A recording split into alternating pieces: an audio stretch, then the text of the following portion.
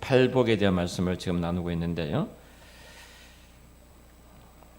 마태복음 5장 1절 말씀부터 12절 말씀까지입니다. 마태복음 5장 1절부터 12절 말씀까지 한 절씩 교독하겠습니다. 제가 한 절 읽고 여러분이 한 절 읽으시고 12절 말씀까지입니다. 예수께서 무리를 보시고 산에 올라가 앉으시니 제자들이 나아온저라. 심령이 가난한 자는 복이 있나니 천국이 그들의 것이며 온유한 자는 복이 있나니 그들이 땅을 기업으로 받을 것이며 긍휼히 여기는 자는 복이 있나니 그들이 긍휼히 여김을 받을 것이며 화평케 하는 자는 복이 있나니 그들이 하나님의 아들이라 일컬음을 받을 것이며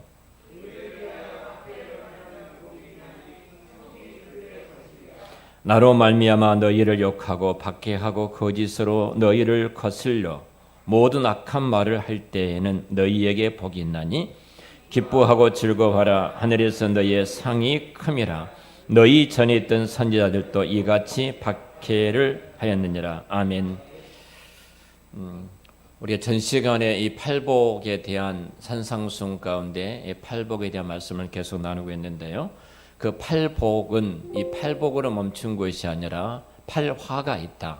8개의 복을 말씀하셨는데 특별히 팔화가 있다. 누가복음에는 바로 이어서 나오지만 마태복음에서는 마태복음의 카이즘 구조, 특별히 유대인들이 갖고 있는 문학 구조를 보면 이 팔복과 함께 팔화가 똑같이 등장을 합니다. 그래서 이 팔복과 팔화를 통해서 어떻게 등장하고 있는가를 좀 살피면서 팔복에 대한 내용을 깊이 좀 우리가 들어갔으면 하는데요. 마태복음 5장 이 팔복이라면 마태복음 23장에는 8가지 화가 등장을 합니다. 하나님께서 특별히 8가지 복을 말씀하시면서 8가지 화를 말하는 것은 하나님의 어떤 마음이 있겠죠. 우리가 그 마음을 알 때 이 복음서에 대한 더 큰 은혜가 우리 가운데 임하게 될 줄로 아는데요. 먼저 팔복과 팔화를 하나씩 마태복음 5장과 23장을 비교하면서 좀 말씀을 나누도록 그렇게 하겠습니다. 먼저 마태복음 우리가 5장을 함께 우리가 봉독했는데요. 마태복음 23장으로 넘어가겠습니다. 마태복음 23장에는 8가지 화가 등장을 합니다. 화 있을진저, 화 있을진저, 화 있을진저 계속 8가지 화가 등장을 하고 있는데요. 자, 8가지 복과 8가지 화를 좀 이렇게 정리하면서 말씀을 나누도록 하죠. 자, 먼저 그 13절 마태복음 23장 13절 말씀 보면은 화 있을진저 외식하는 서기관들과 바리새인들이여 그러면서 너희는 천국 문을 사람들 앞에서 닫고 너희도 들어가지 않고 들어가려 하는 자들도 들어가지 못하게 하는도다 하고 말씀을 하죠. 자, 첫 번째 우리가 그 팔복에 대해서 좀 말씀을 좀 나눌 필요가 있는데요. 첫 번째 복이 심령이 가난한 자는 복이 있나니 천국이 저희 것이며 그렇죠? 근데 첫 번째 화가 오늘 13절의 말씀 속에 잘 기록이 되어 있는데요. 자, 하나님의 백성은 하나님으로부터서 정말로 우리에게는 소망이 없고 우리 연약함과 우리의 가난함을 인정하고 우리의 유일한 부와 우리의 희망과 우리의 소망은 예수 그리스도밖에 없습니다. 그리고 하나님을 바라보고 하나님을 의지하는 자는 저들이 천국을 얻게 되어지는데 천국이 저희 것이라 약속하는데 자, 이게 하나님 심령이 가난한 자, 이 가난한 자에는 하나님께서 천국이라는 언약의 복을 약속해 주셨어요. 그런데 반면에 화가 임한 서기관과 바리새인들 13절에 등장하는데요. 첫 번째 복이 자, 천국이 저희 것이며 이렇게 말을 했죠. 천국이 저희 것이며 그랬는데 바로 이 첫 번째 화는 이렇게 말씀하고 있어요. 뭐라고 하냐면 너희는 천국 문을 사람들 앞에서 닫고 너희도 들어가지 않고 들어가려 하는 자도 들어가지 못하게 하는도다 하고 말씀을 하죠. 자, 이들이 얼마나 참 화를 받냐면 그들만 못 들어간 것이 아니라 들어가려 하는 사람들이 들어가지 못하도록 그의 문을 가로막고 있는 자들이다. 이렇게 말씀을 하죠. 얼마나 불행한 사람이에요. 나 혼자면 괜찮아요. 나만 아니라 다른 사람들도 못 들어가게 가로막고 있는 아주 무서운 저주를 받은 사람들의 모습을 보게 되어집니다. 이 화가 임한 서기관과 바리새인들 이렇게 말씀을 하고 있죠. 자, 좀 간략하게 좀 설명하죠. 두 번째로 복은 자 오늘 두 번째 팔복에 나온 것이 오늘 4절인데요. 14절에 여러분 보면은 가로해 놓고 없음 이렇게 등장하죠. 자, 우리말 성경에는 없다는 겁니다. 자, 이게 사본을 보니까 우리가 성경 사본에 이 단어가 이 문장이 없는 거예요. 그래서 가로하고 없음 이렇게 써놨습니다. 근데 여러분 혹시 이 다른 성경을 갖고 있을지 모르는 이 성경에 보면은 사실은 그냥 없다고 되어진 것은 각주가 있습니다. 어떤 분들은 이 14절에 각주가 달려 있어요. 그래 각주라고 해서 마가복음 12장 40절과 누가복음 20장 47절이 유사하다고 이 각주를 써놨습니다. 그래서 어떤 성경은 정확하게 이 구절을 옮겨놓은 것도 있어요. 이렇습니다. 그러나 위선자인 서기관과 바리새인들아 너희에게 화가 있다. 너희가 과부들의 집을 삼키고 남에게 보이려고 길게 기도하기 때문이다. 그러므로 너희가 더 엄중한 심판을 받을 것이다. 이렇게 말을 해요. 우리가 영어 사본 가운데 킹 제임스 버전 같은 경우는 굉장히 좋은 사본이다. 그래서 우리 장로교에서 굉장히 추구하는 성경이기도 합니다. 그런데 사본에는 없다는 말이니까 이 구절이 없다고 생각하는데 다른 성경이 이 부분에 대한 말씀을 하고 있는 것이죠.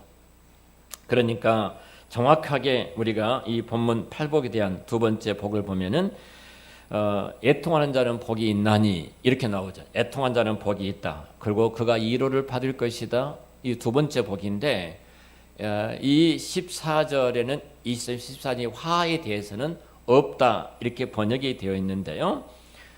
다른 이제 각주를 달아서 다른 성경을 찾아보니까 이것이 화 있을진저 이 사람이 어떠한 사람인가? 자, 애통하는 사람들의 대표적인 하면은 어떤 사람들이 애통하냐면은 우리가 살펴봤던 것처럼 고아와 가부들입니다. 그 시대의 이 고아와 가부는 정말로 희망이 없는 특별한 어떤 은혜가 없으면 살아갈 수 없어서 슬피 우는 자들입니다. 그런데 자, 화 있도다라고 선언한 말씀은 자기들이 애통하기는커녕 이런 말이죠. 애통하는 자들의 집을 삼킨다는 겁니다. 그들에게 착취한다는 거예요. 자, 얼마나 악한 사람들인가. 이들이 저주받은 자라는 거죠. 저주받은 자. 이게 두 번째 복의 반대를 지금 말씀하고 있습니다. 자, 그리고 그 다음에 15절을 보겠습니다. 23장 15절입니다. 같이 읽죠. 화 있을진저 외식하는 서기관들과 바리새인들이 너희는 교인 한 사람 얻기 위하여 바다와 육지를 두루 다니다가 생기면 너희보다 배나 더 지옥 자식이 되게 하는도다. 자, 우리가 세 번째 복이 온유한 자는 복이 있나니 땅을 기업으로 받을 것이며 그랬죠. 온유한 자는 복이 있는데 그가 땅을 기업으로 받는다. 그런데 8개 화 가운데 세 번째 화가 15절 말씀이죠. 얼마나 무서운가 봐요. 외식하는 서기관과 바리새인들아 너희는 교인 하나 얻기를 위해서 어떻다는 거예요? 바다와 육지를 도로 다니다가 생기면 너희보다 배나 더 지옥 자식이 되게 하는도다. 자, 복 있는 자가 차지하게 된 영광은 하나님의 상속자라고 그랬어요. 그렇죠. 자, 분명히 온유한 자는 복이 있는 땅을 기업을 받는다. 하나님의 상속자의 복을 받아요. 그런데 하나님 상속자가 되어 재산을 물려받는데 그렇지만 이게 화 있을진저 화 있는 자 15절에 이 사람은 누구인가? 사람들은 이 화 있을 자 이들이 그 사람들은 지옥 자식이 된다. 아주 무서운 말을 하는데 상속자라는 공통점을 갖고 있어요.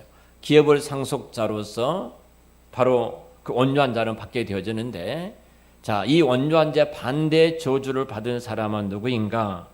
자, 언약의 복은 상속자의 복이에요. 온유한 자의 복은. 그런데 언약의 저주는 지옥의 상속자라는 겁니다. 지옥의 상속자.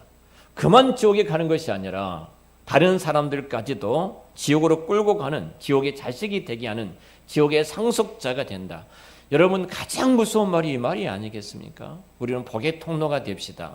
복의 사람이 됩시다. 우리가 가는 곳마다 복이 되고 복의 사람이 되고 복의 자태를 갖고 축복을 몰고 다니는 복의 사람이 됩시다. 할렐루야. 자, 이러는데 어떤 사람은 모두 저주를 몰고 다니는 사람, 어느 정도 어느 자리까지 지옥으로 끌고 가고 있는 사람, 정말로 그 은혜의 자리에 들어오려 하는데 은혜의 자리를 가로막고 그 문 안에 들어오지 못하게 하는 사람, 이렇게 말하고 있어요. 이게 얼마만큼 무서운 그 화가 있을진저. 자, 그리고 16절을 한번 보죠. 화 있을진저 눈먼 인도자여, 너희가 말하되 누구든지 성전으로 맹세하면 아무 일도 없거니와 성전에 금으로 맹세하면 지킬지라 하는도다. 자, 무슨 말이냐면요, 성전으로 네 번째 화가 이거죠. 성전으로 맹세하면 아무 일도 없다. 근데 성전으로 금으로 맹세하면 지킬지어다. 이 화를 말하는데요. 자, 네 번째 복과 네 번째 화가 분명히 대비돼요. 명백한데요. 자, 네 번째 복이 의에 줄이고 목마른 자죠. 의에 줄이고 목마른 자는 하나님이 저를 위로해 주실 것인데요. 자, 이거 의에 줄이고 목마른 자가 위로를 받는데, 자, 지금 여기 등장한 사람은 어떤 사람인가? 화 있는 사람은 지금 금을, 이 말은 한마디로 말하면 금을 사랑하는 사람이에요. 자, 돈을 사랑하는 사람, 이렇게 말할 수 있어요. 자, 하나님의 영광스러운 임재가 있는 성전이 코앞에 있는데 정말로 하나님의 영광스러운 그 축복의 생명인 성전인 그 눈앞에 있는데 성전에는 관심이 없는 거예요. 성전에는 관심이 없고 성전에 뭐만 관심이 있다는 거예요? 금에만 관심이 있다, 이 말입니다. 예수 그리스도에게는 관심이 없어요. 정말로 그리스도에는 관심이 없고 그리스도로 말미암아 내가 가져올 복만을 생각하는 사람, 뭐 그런 사람이라 이겁니다. 네 번째 복과 네 번째 화예요. 그 다음에 쭉 넘어가서 23절입니다. 자, 23절을 같이 읽을까요? 화 있을진저 위 시간에 서기관들과 바리새인들이여, 너희가 박하와 회향과 근처의 11조는 들이되 율법에 더 중한 바 정의와 긍휼과 믿음은 버렸도다. 그러 이것도 행하고 저것도 버리지 말아야 할지니라. 그러죠? 자, 다섯 번째 복이 긍휼히 여기는 자는 복이 있나니 저희가 긍휼히 여김을 받을 것이다. 이게 다섯 번째 복이거든요. 자, 긍휼히 여기는 자는 저희가 긍휼히 여김을 받게 될 것인데, 다섯 번째 하는 의와 인과, 정의와 인과 신을 버렸도다, 이렇게 말하죠.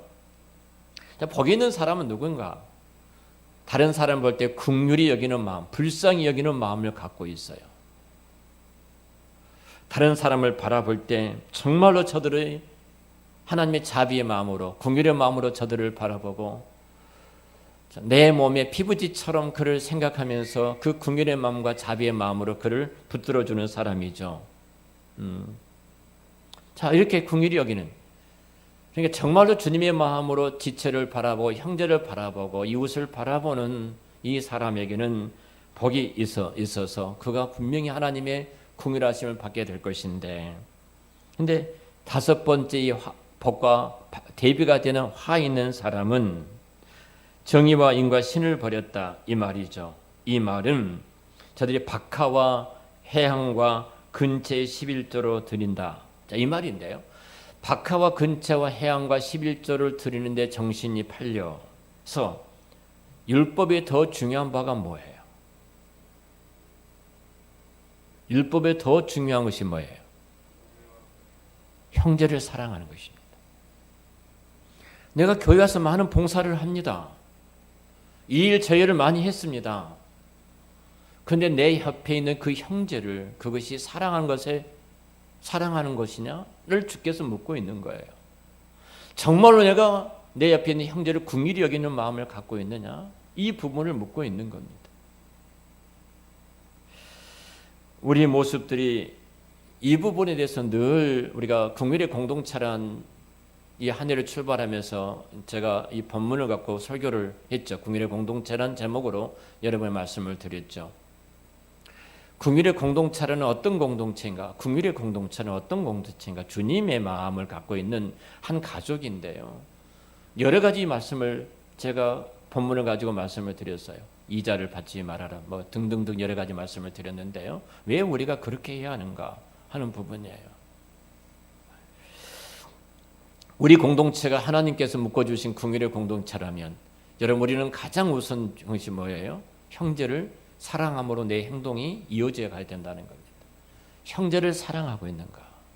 근데 지금 오늘 본문에 이 화 있는 사람들은 본질적인 율법의 가장 큰 계명인 하나님을 사랑하고 이와 같이 내 이웃을 내 몸처럼 살아가라는 형제 사랑을 저버리고 나는 이것을 행했다고 자기 정당성을 내세우고 있다는 사실이죠.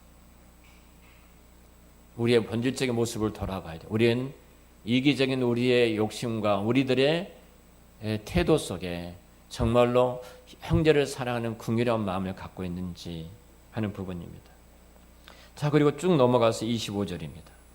자, 25절 같이 읽겠습니다. 화 있을진저 외식하는 서기관과 바리새인들이여 잔과 대접의 것은 깨끗이 하되 그 안에는 탐욕과 방탕으로 가득하게 하는도다. 자, 우리가 그 여섯 번째 복이 마음이 청결한 자는 복이 있나니, 자, 이 말씀과 바로 오늘 본문 화 있을진저 여섯 번째 화와 대비가 된 것을 여러분들이 알 수가 있겠죠. 예. 우리가 하나님을 향한 내적인 내 모습, 자, 올바른 내 모습 때문에 외적으로 우리는 그 태도로 나타날 수밖에 없어요. 그러니까 내 마음은 그렇지 않아. 그렇지만 우리는 속으로 웃기고 있네. 이렇게 해야 되는 겁니다. 그 마음은 그 태도로 나타나게 돼 있습니다. 나는 정말로 사랑하는데 사랑할 말 못해. 늘 그 말을 하거든요. 정말로 사랑하는데 사랑할 말을 못하겠습니까? 뭘 못하겠습니까? 그 마음은 그 입술로 그 태도로 나타날 수밖에 없는 것입니다. 사실 어떻게 보면요, 손이 청결하고 깨끗한 것. 자, 오늘 보십시다. 여섯 번째 화의 모습이 25절에 서기관과 바리새인들이여 잔과 대접의 것은 깨끗하되 그 안엔 탐욕과 방탕으로 가득 채워졌다. 이 말을 하죠. 잔과 대접은 깨끗해요.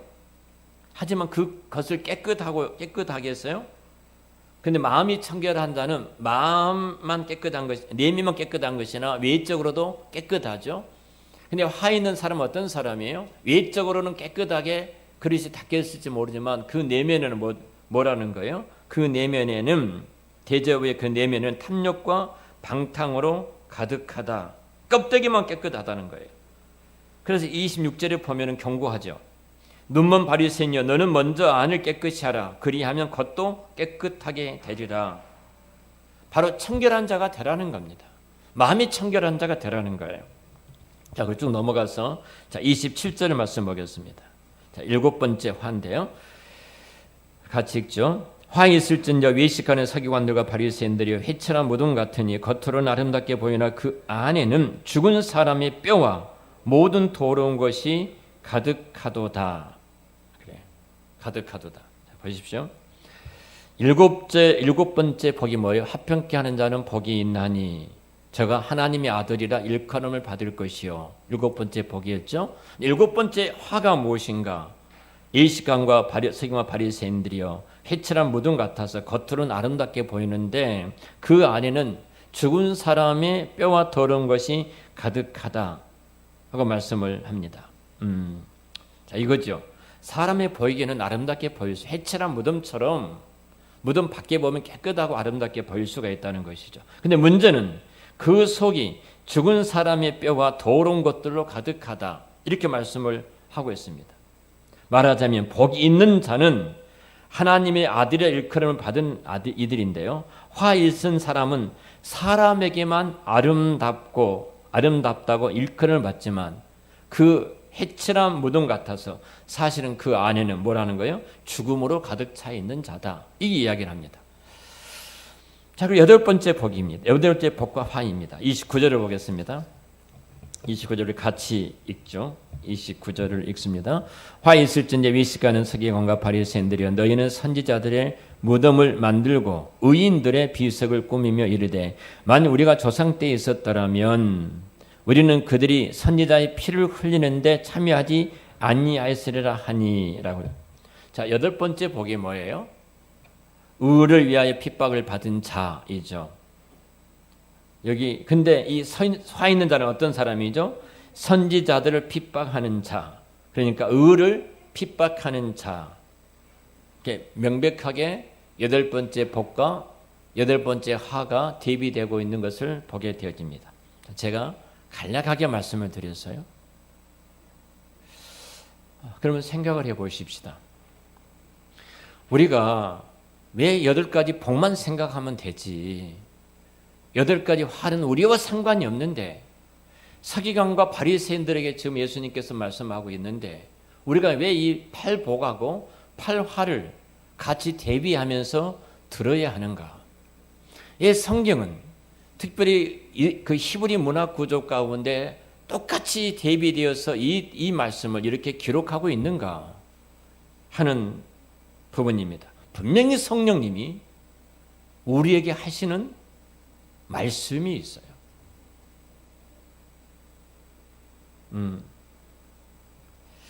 성령님께서 성경을 통하여 여덟 가지 복을 우리에게 말씀을 하셨습니다. 그리고 그에 대비되어서 여덟 가지 화에 대해서 여덟 가지 저주에 대해서 동일하게 말씀을 하고 계십니다. 그럼 우리는 분명히 이렇게 질문을 해봐야 합니다. 팔복과 여덟 가지 복과 여덟 가지 화가 대비되는 것이 성경에 기록해 놓으셨는데 하나님 왜 그랬습니까? 왜 이것을 기록해 놓으셨습니까? 분명히 성령 하나님께서 어떤 의도를 갖고 이 말씀을 기록했다면 그러면 그 의미가 무엇입니까? 이런 질문을 해봐야 됩니다. 어떤 의미가 있습니까? 왜 성경에 이 팔복과 여덟 가지 화에 대해서 대비되어서 이 말씀을 그렇게 기록하며 우리로 하여금 듣게 하셨는가? 우리 교회로 하여금 이 말씀 앞에 서게 하셨는가? 우리는 그렇게 물어봐야 합니다. 하나님께서는 마태복음은 유대인들이에요. 유대인 문학 구조를 기록했다고 제가 여러분의 말씀을 드렸어요. 마태복음의 정교한 그 구조를 살펴보면은 하나님의 백성의 자태는 팔복에 통해서 하나님 백성의 자태를 말씀을 하셨어요. 근데 이 복에 대비되는 여덟 가지 화를 알려주고 계신 이유가 무엇입니까? 그 이유가 무엇일까요? 성경이 기록되어 있으니까 그래서 교회에 하나님께서 설교자의 목사를 두시고 목사로 하여금 설교하도록 그렇게 하신 것이지 뭐 우리가 그것까지 알 필요가 뭐가 있겠습니까? 살기도 바쁜데 뭐 그렇게 생각하시고 앉아 계시질 않지요.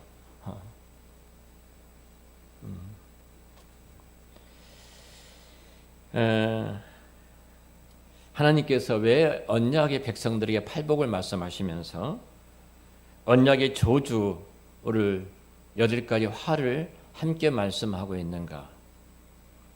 그것은 아버지의 마음이에요. 아버지의 마음을 아셔야 돼요. 자녀 교육 가운데 여러분 우리 여기 애지도 앉아 있고 유리도 앉아 있는데요. 부모가 꾸중을 합니다. 매를 들 수도 있어요. 매를 들 수도 있어요. 엄마 아빠가 해초를 들어서 맞을 수도 있어요.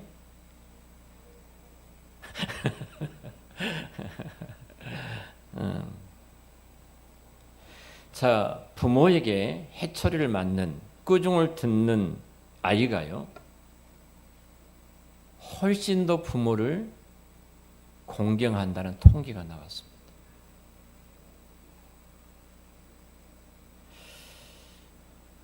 아이러니하죠. 그렇잖아요. 요즘 같은 경우에는 매를 들어서 아이들을 회초를 때리면 자녀를 구타한다고 우리가 경찰에 끌려가게 되어지고 조서를 받게 되어지고 구속이 될 수도 있는 상황입니다.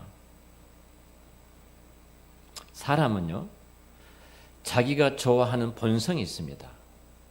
자기가 좋아하는 본성은 자기를 좋아하는 사람을 좋아하게 됐습니다. 자기를 싫어하는 사람은 싫어하는 것입니다. 아주 민감해요. 우리 영적인 존재이기 때문에 말을 하지 않아도 우리는 금방 압니다. 그런데 희한하게도 부모가 해초를 들어서 자녀의 종아리를 때리면 그 부모를 싫어한 것이 아니라 더 공경하다는 통계가 나왔어요. 이상하지요? 그렇잖아요. 이상하지 않습니까? 자녀들이 잘못했을 때 해초를 들어서 종아리를 때리면 그 아이들이 자랐을 때 훨씬 부모를 더 공경하고 부모를 사랑하더라. 진짜 아이러니하잖아요. 뭐 여러분 그러지 하나도 자녀들 키울 때 안 때렸으니까 그런 경험이 없으신 것 같아요. 젊은 부부가 최근에 우리나라의 인권이라고 말하는 이거 세상적인 사고 방식이에요. 이것이 전 세계를 우리를 지배하고 전 세계를 지배하고 있죠. 젊은 부부가 실수한 것이 이 부분이에요. 내가 내 자식들과 관계를 좋게 하기 위해서 굉장히 좋아하는 것만 잘해 줍니다.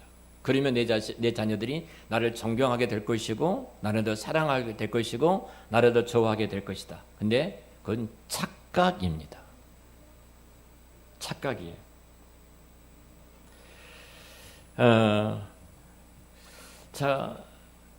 이 정말로 자녀들과 좋은 관계만 맺기 위해서 잘 해주었어요.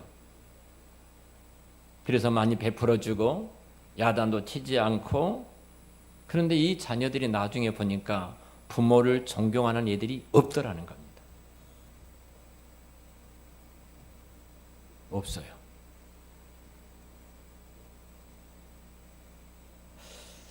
이상하잖아요.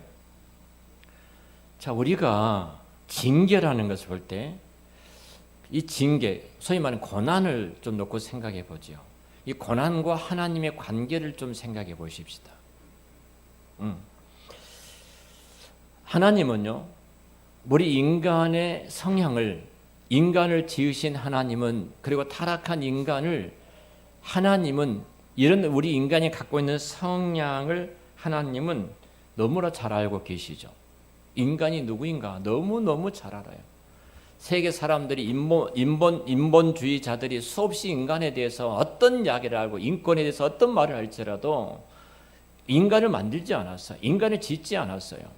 인간을 지으신 하나님만이 인간을 가장 잘 알고 계신 전지하신 하나님이신 줄로 믿습니다.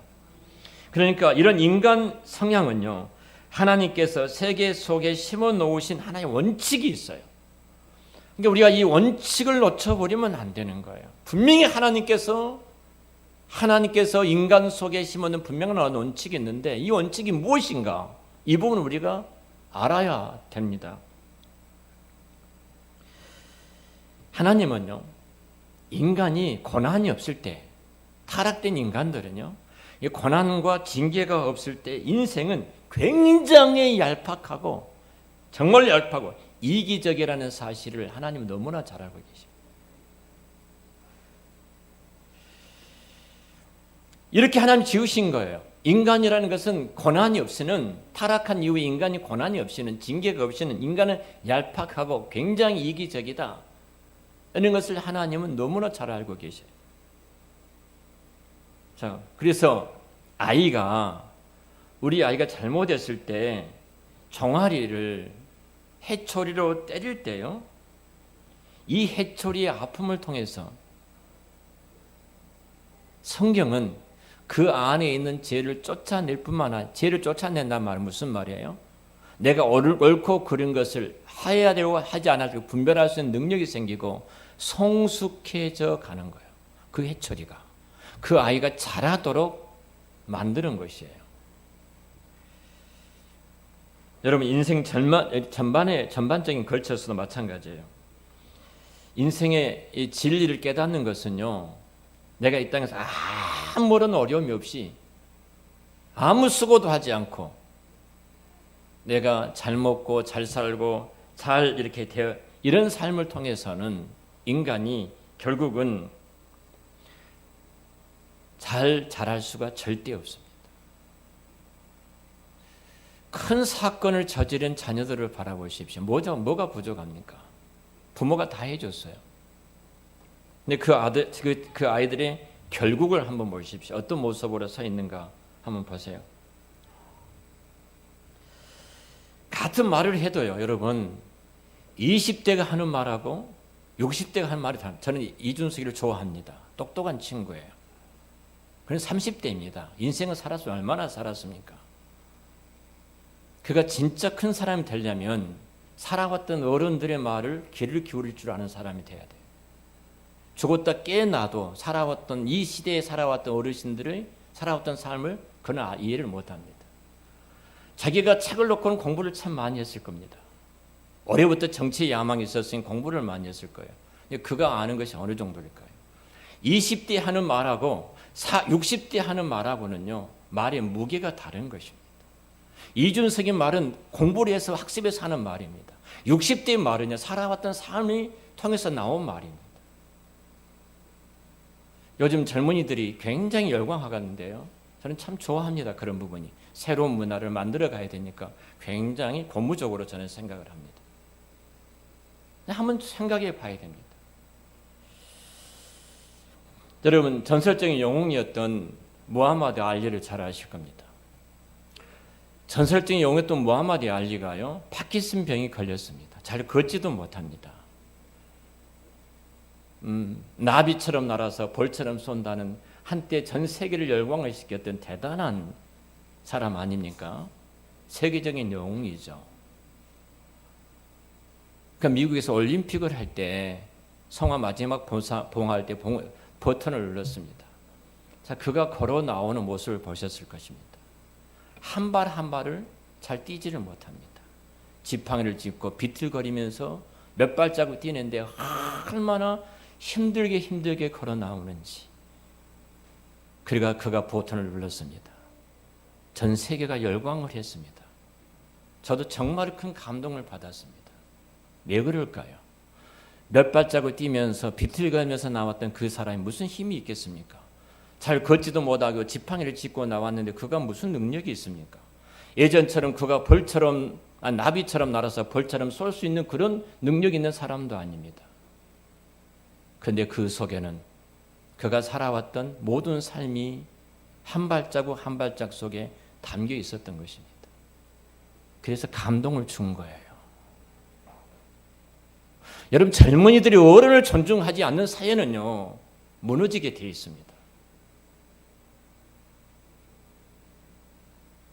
그런데 어른을 존중하고 공경하는 사회는요, 그 사회는 반드시 건강하고 성공하게 되어 있습니다. 우리 20대 30대 죄송합니다만 어떻게 자라왔습니까? 해주란 거 부모들이 다 해주었어요. 손발이 되다시피 다 해주었어요.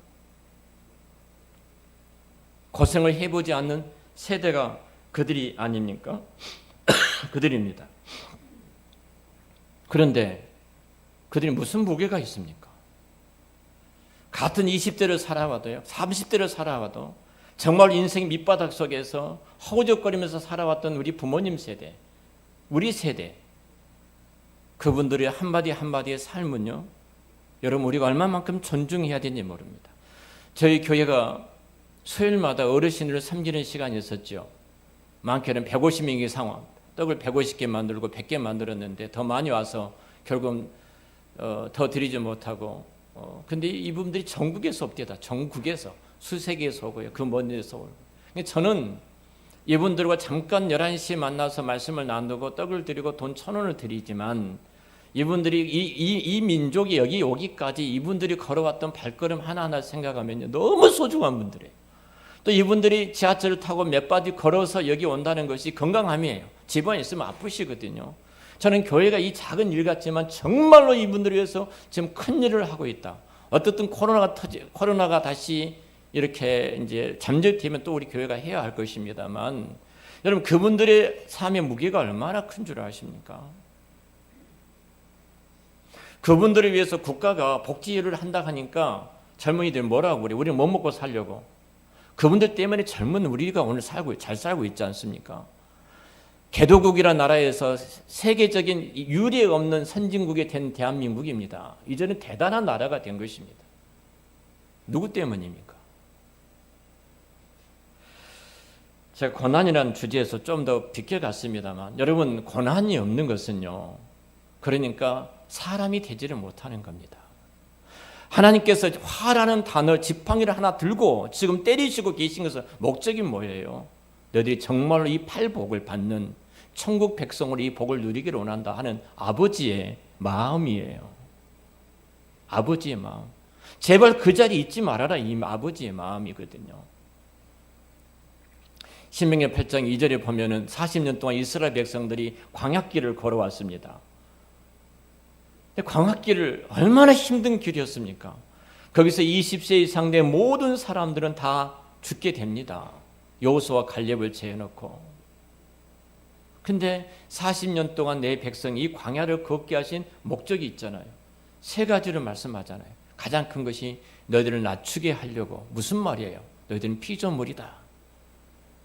결국은 우리를 구속하신 분은, 구원하신 분은 하나님 한 분밖에 안 계신다. 그 고난이 없으면요, 그 아픔이 없으면 절대로 하나님을 안 바라봅니다. 사람은 이것을 하나님이 아시기 때문에 40년이나 그 고난의 길에 낮추신 거예요. 그리고 창조자 하나님을 바라보도록 하신 겁니다. 그리고 너희를 시험하신 거예요. 너희들이 율법책을 지키는지 안 지키는지. 그래, 너희들이 인생의 가장 생명이, 너희들의 가장 행복이 하나님 안에 있다고 말한다면서 그 하나님 말씀을 지키는지 안 지키는지, 그 말씀에 너희들 인생에 우선순위를 두고 있는지 안 두는지, 내가 이것을 하려고 하나님은 40년 동안 이 광야길을 내가 걷게 했다, 이렇게 말씀하시거든요. 아버지의 마음입니다. 매를 맞을 때, 그래서 우리는 그럼에도 불구하고 지난주에 설교했던 감사할 수 있는 겁니다. 이 매가 단순히 나를 미워서 때리는 매가 아니라 나를 가장 사랑하셔서 정말로 하나님만을 바라보고 하나님이 주신 모든 행복과 그 복을 누리기 위해서 주신 선물이다. 자녀들이 부모가 매를 때릴 때 그렇게 성장한 아이들은 이제 매를 안 맞아도 됩니다. 압니다. 저를 지금 매를 때리고 있는 것은 나를 가장 사랑해서 내가 잘못 생각하고 잘못된 길을 갔기 때문에 이 매를 든 것은 제가 잘 알고 있습니다. 이 아이들은 더 매를 맞을 필요가 없죠. 알고 있으니까. 말씀을 마치겠습니다. 아버지의 마음입니다. 우리가 하나님을 섬기는 것은 좋고 아름다운 것을 통해서도 하지만 또 하나님의 뜻을 따르지 않을 때 진노하시는 하나님, 그 하나님이 언제나 반대편에 어떤 것을 염두에 두고 있다는 사실을 우리가 안다면 우리 하나님이 얼마만큼 우리를 사랑하시면 저렇게까지 하실까? 그 아버지의 마음을 알고 좀 우리 그 아버지의 마음을 시원케 해드리는 저와 여러분들이 되시기를 우리 주의 이름으로 축원합니다. 기도하겠습니다. 하나님 아버지,